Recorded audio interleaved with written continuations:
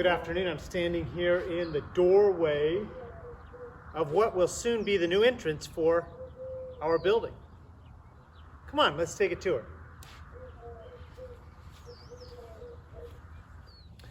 Here you're standing in the lobby of this new building. You can see over here there's a hallway that goes that way.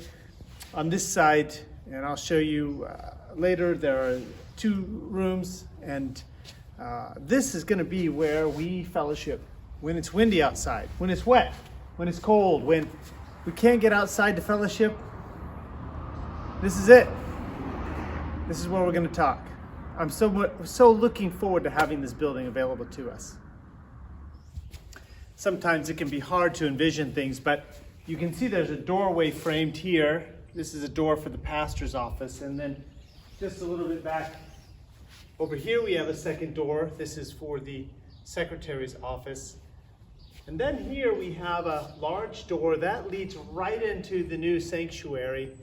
And I hope that this will be a place where God is worshiped for many decades to come if the Lord tarries.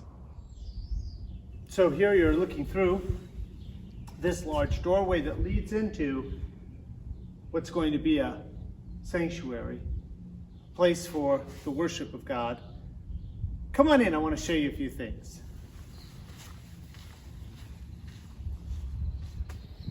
I'm standing in one corner of this new building. You can hear the echo from the walls. And of course, once you get chairs and floor covering and walls paneled with sheetrock and etc., it won't be quite so echoey. But this room is more than twice the size of the current room that we meet in. The current room we meet in is 30 feet wide by 40 feet deep.